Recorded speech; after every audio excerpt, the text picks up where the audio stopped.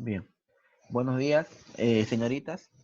Vamos a dar inicio a la clase del día de hoy, domingo 24 de mayo, con los estudiantes del grupo P de la carrera de fisioterapia. Vamos a ver el día de hoy un poquito sobre interacción social, ecología y fisioterapia. El tema que vamos a hablar un poquito sobre medicina física y rehabilitación. Bien, empecemos entonces viendo esto acá, ¿sí? Quizá acá tenemos una definición bien concreta. Por ejemplo, para mí la rehabilitación en una sola palabra significa mejorar. ¿Y qué vamos a mejorar nosotros como fisioterapeuta, como kinesiólogos, como psicomotricista o como rehabilitadores? ¿Sí? O como médico físico o como fisiatra, si ustedes quieren.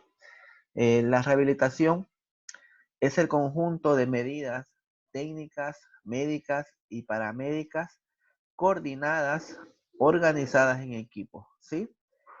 Cuando nosotros estemos, por ejemplo, hablando del tema de rehabilitación, muchas veces lo vamos a llevar a cabo en diferentes tipos de pacientes, en diferentes tipos de patologías, casos clínicos, por ejemplo, eh, en un paciente que presenta algún tipo de discapacidad, algún tipo de limitación, alguna alteración, por ejemplo, nosotros vamos a intervenir como rehabilitadores en el tema de la rehabilitación.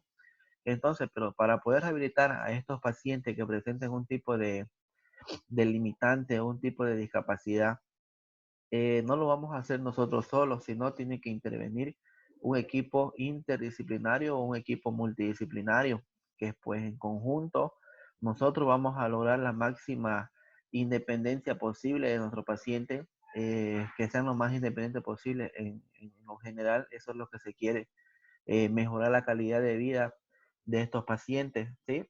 Eh, Hay que tener mucho cuidado a la hora de utilizar estos términos, por ejemplo, con las personas que presenten algún tipo de discapacidad, porque no son personas especiales, no son personas diferentes, son personas igual que nosotros, que quizás que están presentando algún tipo de discapacidad, sí, pero ya no podemos llamar, por ejemplo, o el tema de las personas, por ejemplo, ciegas, sordas, no podemos decir ahora a esas personas de esa manera.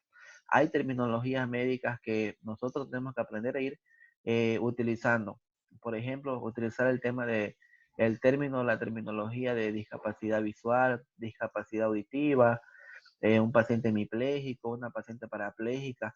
Eh, sí, son algunas terminologías médicas que tenemos que acostumbrarnos a hablar de esa manera. Hay que tener mucho cuidado a la hora de ir hablando con este tipo de pacientes. Todo tiene un objetivo, ¿no? Siempre el objetivo es pensar en lo más grande, mejorar la calidad de vida de estos pacientes, que sean lo más independientes posible y que no dependan de otra persona, sino que ellos puedan valerse por sí mismos, tratar de reintegrarlo a la sociedad, porque muchas personas con discapacidad, por ejemplo, señorita, más que todo se aíslan, ya no quieren salir de casa, eh, quieren parar solamente en la silla de ruedas o quieren estar acostados en la cama, viene la visita y no salen. Entonces, quizás el equipo interdisciplinario, el psicólogo, el psiquiatra que tiene que intervenir mucho, el rehabilitador, y lo que uno quiere es que esta persona pues salga a su entorno, ¿no? Que salga de la casa, ¿por qué no reintegrarlo a la sociedad?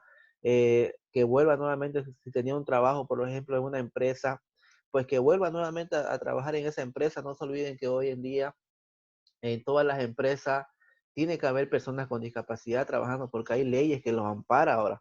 Entonces, nosotros como rehabilitadores también podemos trabajar en las empresas con estos pacientes que presentan alguna limitación o alguna alteración, ¿no?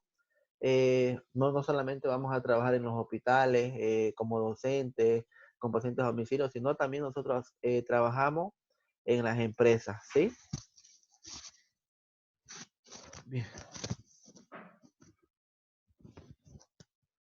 Veamos entonces de qué se encarga la rehabilitación. Se encarga del diagnóstico, prevención y tratamiento de los pacientes con limitaciones funcionales agudas o crónicas.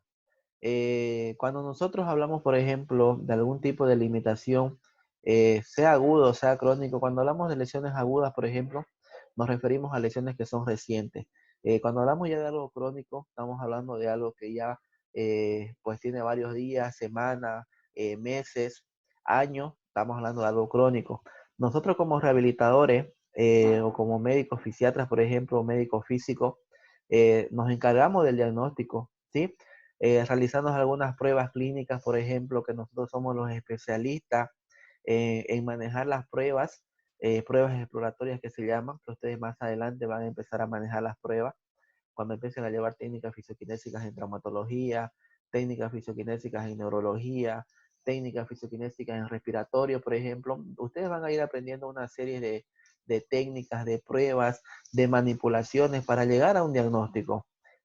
Muchas veces, por ejemplo, hace unos años atrás, cuando la carrera no era muy conocida, o había ese tabú, por ejemplo, que los fisioterapeutas solamente eran masajistas y ellos no saben diagnosticar y no medican y todo eso se venía discutiendo, ¿no? Entonces, los traumatólogos, ¿qué hacían? Los traumatólogos diagnosticaban la lesión que tenía el paciente e indicaban una orden de tratamiento para el área de fisioterapia y quizás decía, ¿no? El traumatólogo, eh, realizar, orden para el fisio, ¿no? Realizar 10 sesiones de fisioterapia y indicaba, ¿no? Aplicar infrarrojo tantos minutos, aplicar corrientes de baja frecuencia tantos minutos, masoterapia tantos minutos, ejercicio tanto.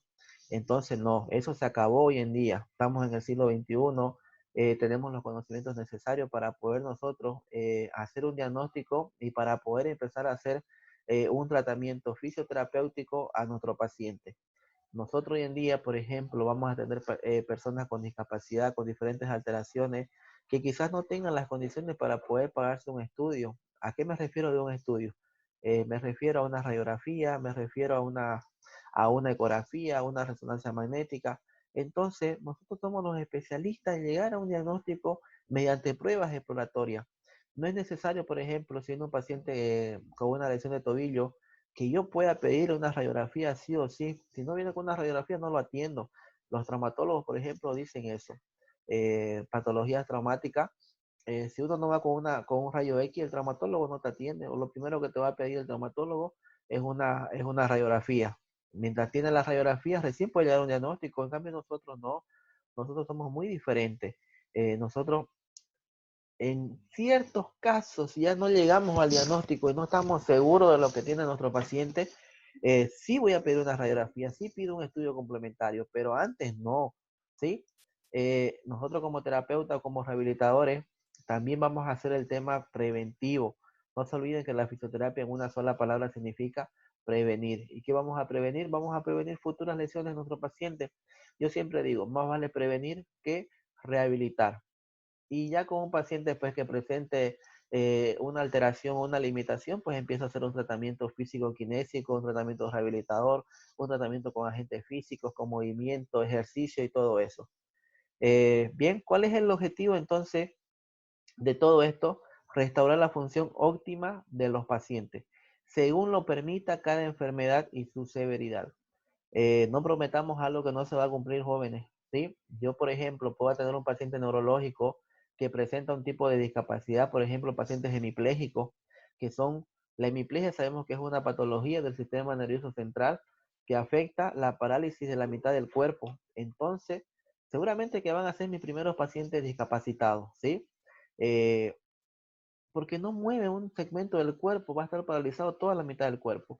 Entonces ya se considera que es una persona con discapacidad, que depende de otras personas. Quizás esta persona con discapacidad hemipléjica va a depender de un familiar que lo lleve al baño, a hacer sus necesidades, que lo pueda bañar, que le pueda de comer, que lo pueda vestir. Entonces una persona que presenta estas limitaciones se consideran personas de discapacidad. Entonces nosotros los fisios, los terapeutas, los rehabilitadores, tenemos que empezar a trabajar, pero tampoco prometo algo que no se va a cumplir. No prometamos o no demos falsas esperanzas a los pacientes o a los familiares. Tratemos a las enfermedades dependiendo del grado que ellos tienen, ¿sí? A la severidad. Entonces vamos trabajando de a poco, prometamos algo que sí vamos a cumplir, pero nunca algo que no se va a cumplir. Bien, siempre estos pacientes neurológicos, el tratamiento que se hace siempre es a largo plazo, porque no sabemos en qué tiempo va a mejorar, no lo sabemos en qué tiempo va a recuperar. Es muy diferente, por ejemplo, hablar de una patología traumatológica, que el tiempo de recuperación sí lo sabemos. Por ejemplo, un esguince de tobillo, que esto sí lo hemos hablado, en un esguince de grado 1, por ejemplo, el tiempo de recuperación es entre 7 a 10 hasta los 14 días. Esguince de grado 2, 4 a 6 semanas. Esguince de grado 3, que es quirúrgico, entre 6 meses aproximadamente el tiempo de recuperación. Pero casos neurológicos, no lo sé, porque estamos hablando del cerebro. El cerebro es una incógnita, una interrogante, es un mundo aparte de cada persona. Hay personas que pueden mejorar en un mes, en 2 meses. Hay personas que se pueden parar rápido de la cama, salir de terapia intensiva. Empezamos a trabajar y cuando acordamos se paró. Pero hay personas, por ejemplo, que pasaron meses, años y no se paró nunca. Entonces, esto es un poquito complicado. El tema de la rehabilitación con personas con discapacidad es algo que todavía queda ahí con ese interrogante, ¿no? Depende mucho del tratamiento que nosotros hagamos, depende mucho del paciente, depende mucho de la familia, del entorno, varios factores, quizás socioeconómicos, va a depender también eso, ¿no? Para que se pueda rehabilitar a una persona. Bien, veamos ahora un poquito sobre las funciones que tiene esto, ¿sí? Restaura la función de los órganos o miembros afectados y reintegra al paciente a la sociedad. Ese es como un objetivo más grande, reintegrar al paciente a la sociedad. Creo que eso es lo que queremos todos, de tener un paciente, por ejemplo, que presenta una discapacidad.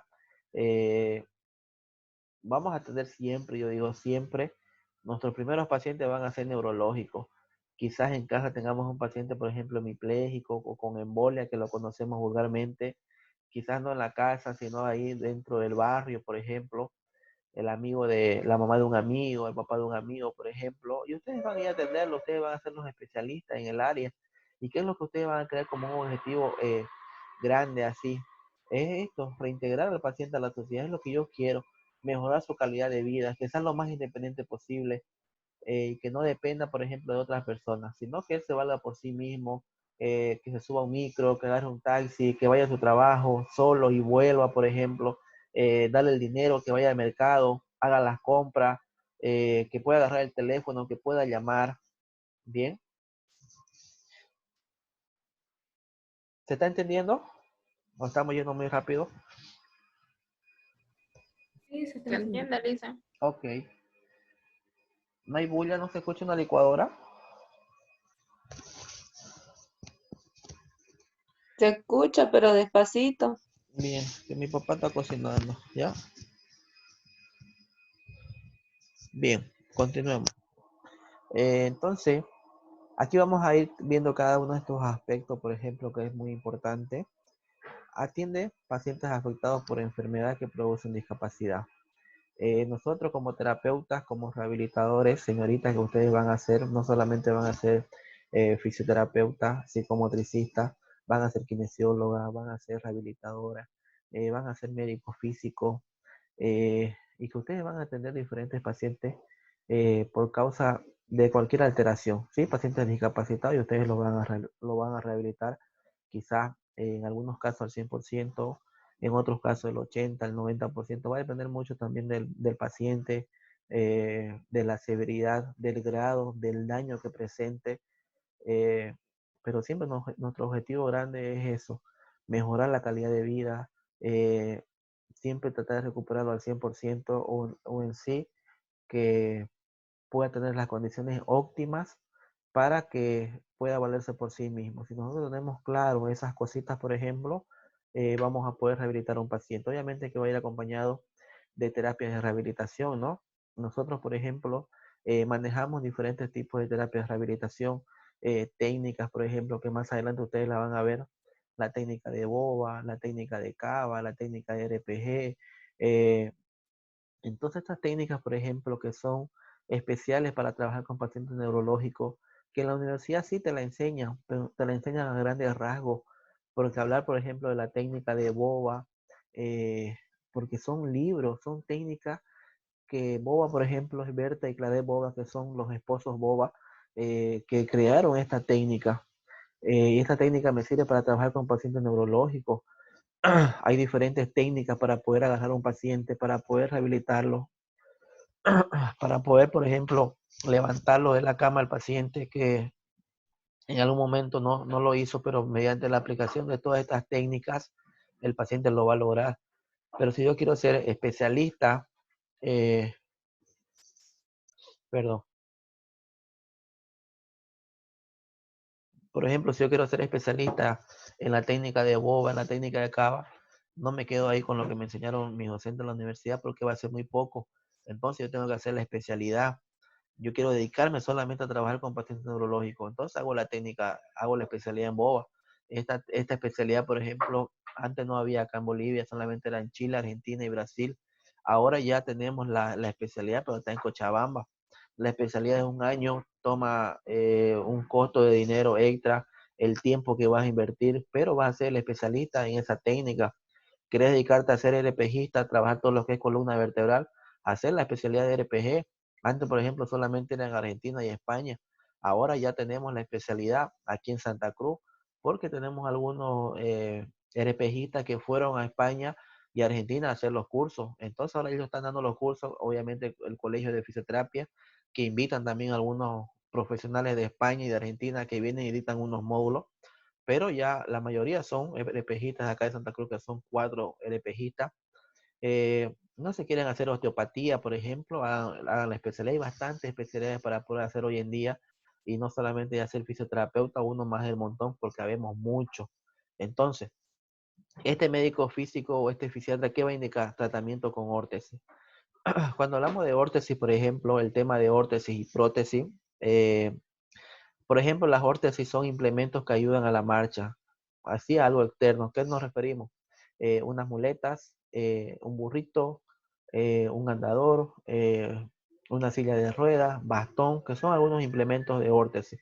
En cambio, la prótesis es lo que va a reemplazar un segmento del cuerpo o una función perdida. Por ejemplo, una prótesis de cadera, una prótesis dental, eh, una prótesis de rodilla, ¿sí? Es algo ya más interno, ¿no? De uno.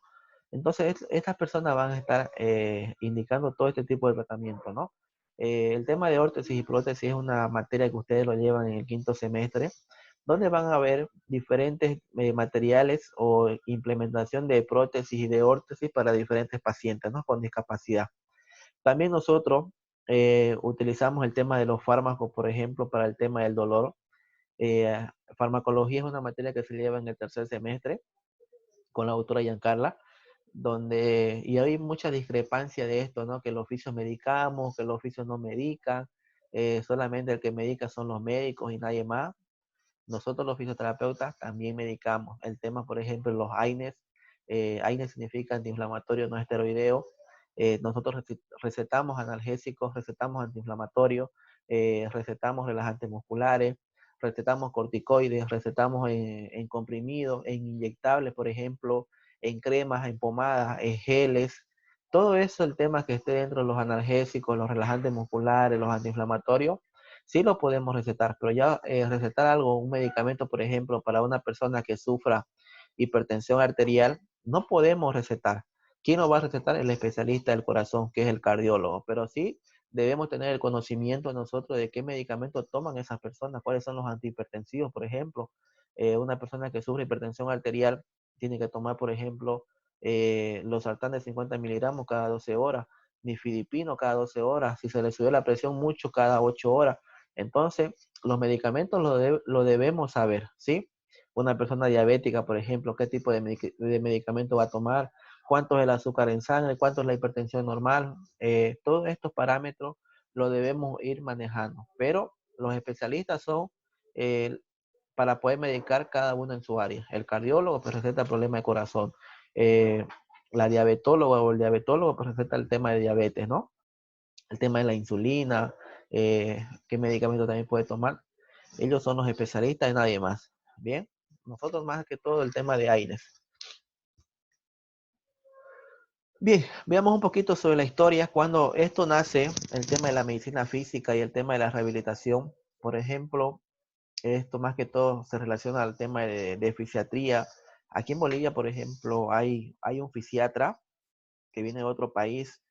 En España, por ejemplo, y él cuenta, ¿no? Dice, para ser fisiatra que es el conjunto de la medicina y la rehabilitación en sí de la fisioterapia, pero también con estudios de medicina. Supuestamente ellos son nuestro jefe, nosotros, entre comillas. Nosotros no tenemos jefe, nosotros nos manejamos de forma independiente. Eh, en España, por ejemplo, para ser fisiatra, tenés que ser primero fisioterapeuta, ¿sí? Tener la profesión de fisioterapeuta para recién poder entrar al tema de medicina física y te den el título de fisiatra. Y él vino, ¿no? Quería implementar muchas cosas acá y ser jefe de presidente de un colegio, del Colegio de Fisioterapia de Bolivia, pero no se lo dejó. Ingresó un semestre a la universidad, recién, ¿no? El anterior semestre. Todos somos fisioterapeutas acá y llegó con el título de grandeza y fisiatra, ¿no? Que a mí me van a pagar más porque yo soy fisiatra, yo no soy fisioterapeuta, y que se quedó con esa incertidumbre. ¿Y de dónde salió este, no? Y luego ya no se lo vio más porque él quería ganar más dinero que los fisioterapeutas. No, creo que nosotros tenemos las mismas condiciones que los fisiatras, que ahora vamos a ver cuáles son los conocimientos que tiene cada profesional. Y todo esto surge más o menos en el origen y evolución del siglo XIX, ¿sí? En el año 1831 se fueron incorporando a la práctica terapéutica con la electricidad. No sé si ustedes recuerdan cuando hablamos, creo que no hemos hablado de electricidad con ustedes, por ejemplo, de algunas descargas de peces eléctricos, por ejemplo, en un río X, que esto lo vamos a ver después del primer parcial, el tema de electricidad también, donde algunos peces eléctricos, por ejemplo, de esa comunidad, de esa ciudad, se podría decir, que había unos peces en unos ríos. Estos peces se llamaban los tronadores del río Nilo, que eran peces defensores de otros peces que había en el mismo río, porque hacían descargas eléctricas y la gente, por ejemplo, iba a lavar su ropa a esa comunidad y una señora comenzó a pisar esos peces eléctricos y sufrieron unas descargas eléctricas y estas personas tenían dolores de cabeza, padecían de gota, que es un tipo de artritis que se da en las articulaciones de los dedos de los pies. Y cuando de repente comenzaron a sentir mejoría, por ejemplo, en el tema de dolor de cabeza y de la gota, pues comenzaron a hacer estos estudios que las descargas eléctricas mediante corriente tenían un efecto terapéutico en las personas y de ahí ya nace todo el tema de la electroterapia terapéutica, todo eso de las corrientes, ¿no? Que eso lo van a ver en el cuarto semestre, ¿no? En 1875, Duchenne hace la diferencia entre parálisis facial, entre la central y la periférica, ¿sí? La parálisis facial, por ejemplo, es una patología neurológica que se está dando también hoy, por ejemplo, hoy en día bastante, que daña el séptimo par craneal. Nosotros tenemos 12 pares craneales, ¿sí? Quizá ya lo van a ver ustedes, no se lo están viendo en anatomía, pero en alguna materia del primer y segundo semestre es donde se ve los 12 pares craneales. El que más nos interesa a nosotros es el séptimo par craneal, el nervio facial. No sé si ustedes han escuchado, por ejemplo, o han visto a las personas que dicen que le dio el mal viento y cuando acuerdan el ojo está abierto, toda la musculatura se le cae, la boca, no pueden comer, no pueden tomar la sopa, tomar agua porque todo se le cae. ¿Sí? Hay debilidad de una parte de mi cara, no en toda la cara, sino en una sola mitad. Entonces, este nervio facial nace en la apófisis mastoide, detrás del oído, y tiene una ramificación de esta manera, ¿sí? Ramifica los músculos frontales, ramifica el orbicular de los párpados, ramifica todo lo que es los músculos nasales de la nariz, ramifica el bucinador, el macetero, todos los músculos, por ejemplo, el risorio de Santorini. eh, Estos músculos, porque tienen esa ramificación de esta manera, llegan a paralizarse. Entonces el paciente no puede tomar la sopa, no puede tomar agua, no puede comer, no puede soplar, no puede inflar, porque todos estos músculos de alguna manera se debilitaron, ¿sí? No sé si ustedes han visto algún paciente de esta manera. Yo tengo una tía. ¿Tiene que está con esta Sí. enfermedad? Bueno, ella tiene uno de sus ojos que desde hace tiempo ella es así, ¿no? Que se le va cerrando de a poco. O sea, ella come bien, ¿no? Pero solo es su párpado, digamos, Ya. que cada vez se va cerrando más el ojo izquierdo. Y el ojo derecho igual, digamos, igual ya de a poco, pero solo son sus párpados. Pero ella tuvo una parálisis facial en un tiempo. Eh, la verdad no sé, desde que yo tengo uso de razón siempre la he visto así. Entonces, Quizá puede haber sido algún problema, no sé. ya, Pero mientras yo la he visto aquí, claro, ella siempre reniega, ¿no? Y todo eso, pero nunca yo le he visto que le haya dado parálisis así. ok. ¿Alguien más por ahí?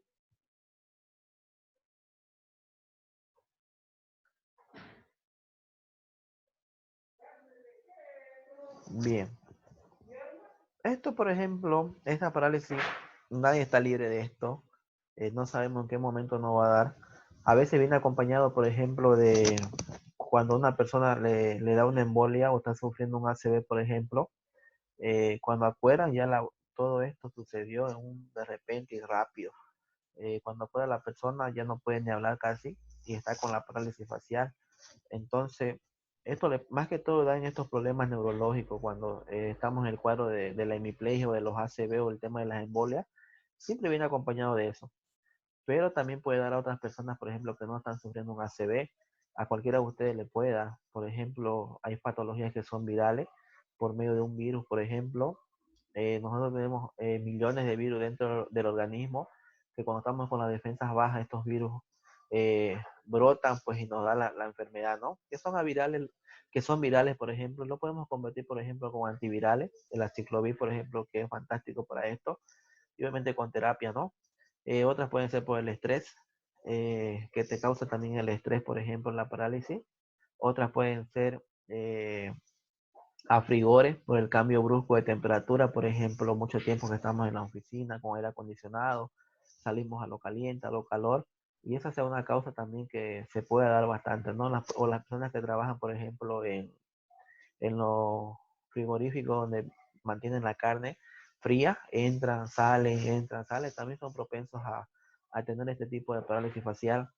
Por ejemplo, yo hace 2 semanas y media que estoy tratando a una paciente con parálisis facial que viene a mi casa, es la mujer de un primo que dio a luz y ella quería tener un parto pues normal, ¿no? Natural. eh, y todavía no estaba para que ella pueda dar a luz, pero sentía algunas molestias ya en la barriguita y la mamá de mi primo le dice, vamos a hacer una ecografía para ver. Y ella no quería ir.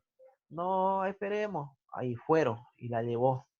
Fueron a un centro, le hicieron la ecografía, el niño estaba envuelto con el cordón umbilical en el cuellito, entonces no, pues tuvieron que ir de emergencia al hospital, fueron a Guaracachi, a la caja de Guaracachi, y ya fueron con la ecografía, lo vio el doctor, pues una vez entró a cirugía, esto tiene que ser cesárea porque si no el bebé se va a morir. Y ella no quería parto natural. Pero acá no hay elección. Si el bebé pues, está con las complicaciones, con riesgo de perder la vida, tiene que ser cesárea sí o sí. No es porque uno quiera de esta manera, tiene que ser así. Entonces hicieron la cesárea, ella estaba con miedo, el estrés, todo eso, el tema de la aguja, de la anestesia. Entró a cirugía a las 4 de la tarde, 4:30, y ese ya cuando estaba tensa, estresada, con miedo. Y ella no se dio cuenta en qué momento, cuando la sacaron después de 1 hora y media más o menos de la cirugía, cuando acordaron, cuando la vieron, ya estaba ella con la boca así, en la mitad de la cara así. Me llamaron, ¿qué podemos hacer? ¿Qué es esto? Le dije primero que se tranquilice porque estaba asustada, pensó que le iba a una embolia. Entonces no, la tranquilicé, le expliqué. Luego vinieron después de 2 porque ella quería empezar el tratamiento ya. Y yo le expliqué, ¿no? Que tenemos que esperar un poquito que se forme la patología porque la patología recién se está formando. Esperemos. Vino el lunes, porque esto pasó más o menos el jueves, el lunes, domingo le dieron de alta, creo. Entonces la mediqué con algunos medicamentos, inyectables, todo esto, y luego empezamos a trabajar. Ya hemos recuperado más del 50% en ella. En algún momento que cuando veamos parálisis facial con ustedes más adelante, si nos vemos, he sacado fotos también para poder mostrar a mis estudiantes. Y cómo es el tiempo de recuperación, tarda. Hay pacientes que recuperan 1 mes y medio, 2 meses. Hay muchas experiencias, ¿no? Hay videos que ustedes van a mirar y van a decir que 1 mes y medio, 2 meses.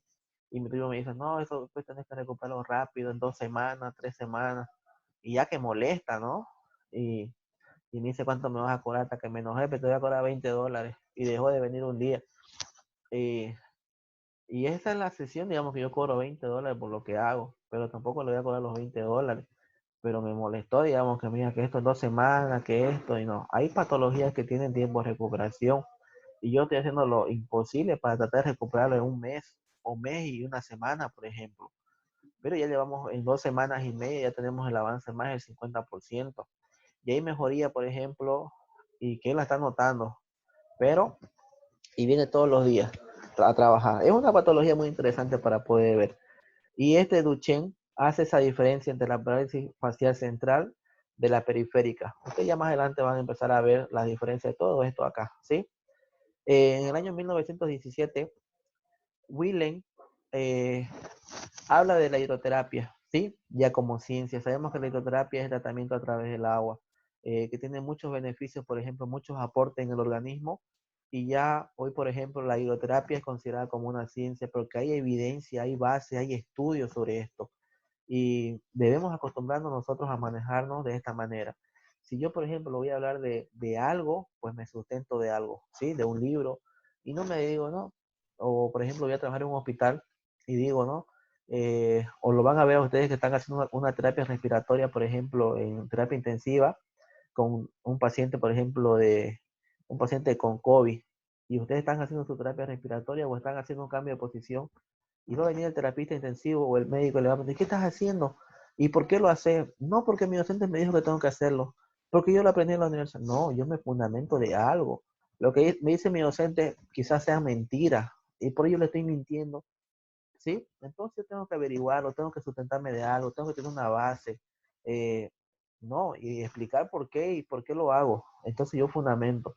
Si yo me dejo, jóvenes, me van a hacer la vida imposible. La cosa siempre es que mantenernos en el margen del respeto. Yo puedo discutirme con cualquier médico, con cualquier especialista, porque yo tengo el conocimiento necesario.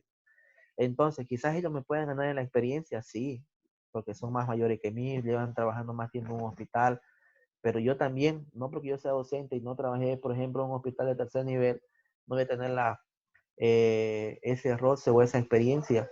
Ustedes saben que los docentes se están actualizando todo el tiempo, entonces nosotros tenemos que ir aprendiendo nuevas técnicas, ir actualizándonos para darle lo mejor al estudiante. Eh, Quizás no todos los docentes viven de la docencia, hay docentes que trabajan en hospitales, hay docentes que trabajan en clínicas, o ya trabajaron o ya pasaron por eso. Entonces, defendámonos, pero siempre con respeto, ¿sí? Si yo puedo callar a un neurólogo, lo callo, pero siempre hablando de manera respetuosa, con algunas bases, con algunas técnicas, con conciencia, en otras palabras, ¿sí? Si no, se los aseguro que le van a hacer la vida imposible. Y siendo interno más que todo, hay médicos que lo quieren fregar a los estudiantes. Y peor si ustedes no tienen la personalidad necesaria, seguro que lo van a hundir, no van a querer ni volver a piso. Bien. Bien, continuemos. Sigamos hablando entonces. Todo esto nace en México, ¿sí?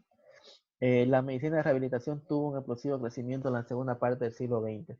Hay un hospital en México que se llama el Hospital General de México. Este hospital que vemos acá, este hospital de México, grande con todas las especialidades médicas, no solamente es un hospital de rehabilitación, sino que este hospital de México fundó un departamento. Este departamento de rehabilitación estaba compuesto por 3 servicios, ¿sí? Por tres áreas. Estaba primero una sala o un servicio de hidroterapia, con piscinas y todo eso, tanque de jugo, al baño de remolino. Eh, Había otro servicio de mecanoterapia, todo relacionado a los aparatos mecánicos, el tema de gimnasio. Y había otros servicios de electroterapia, todo lo que es corrientes eléctricas de baja frecuencia, de mediana frecuencia, de alta frecuencia. Y todo esto, por ejemplo, estaba a cargo de tres doctores, perdón, Eduardo Monterve, Roberto Jofre y Federico Dufa. Entonces llegaban acá los pacientes, dependiendo del área o el grado o la afectación o lo que tenía, iban pasando, ¿no? Pero todos los pacientes siempre cursaban por el área de hidroterapia. Entonces nosotros tenemos que saber ambas cosas porque nosotros vamos a ser especialistas en todo esto, nosotros manejamos, nosotros trabajamos con esto. ¿Bien?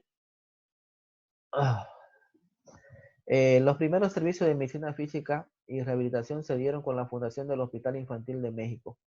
Es como un hospital, por ejemplo, como el Hospital de Niños, que también hay fisioterapeutas, hay rehabilitadores en el Hospital de Niños, pacientes neonatos, hay algunos pacientes, por ejemplo, que necesitan terapia respiratoria y quizás no tengo esa experiencia, por ejemplo, de cómo se trabaja con niños, porque quizás la paciencia no la tengo y no, el área de estimulación temprana casi creo que no es lo mío.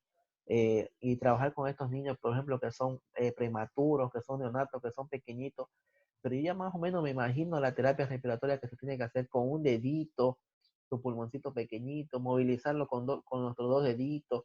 Entonces creo que es diferente, ¿no? Sí tengo la experiencia de trabajar en terapia intensiva, por ejemplo, con personas adultas, hacer la terapia respiratoria obviamente me corresponde a veces con las dos manos, movilizar, por ejemplo, con ambas manos, pero trabajar con un neonato, con un niño pequeñito, creo que es muy diferente, ¿no? Eh, Creo que no, pero es un reto, digamos, que si está, pues hay que hacerlo, ¿no? Bien, vamos a quedar ¿Y nunca acá. se le ha presentado un Nunca, caso? Dice. nunca se ha presentado un caso, no me han invitado tampoco a que pueda ir al hospital de niños a ver, aunque sea no, casi no, no, nunca en sí. ¿Para qué le voy a mentir? Tiene de tener mucha paciencia, dice. Sí, Ya le he dicho ya. sí, lo que Además es usted lo dice, más ¿no? lindo. Si le gustan los niños, le va a gustar pues, trabajar con ellos. Sí, ya lo hablamos, ¿no? Con usted en algún momento esto, ¿no? Sí, y le dije, pues no ves que yo trabajo con bebés pequeñitos Sí, y es de mucho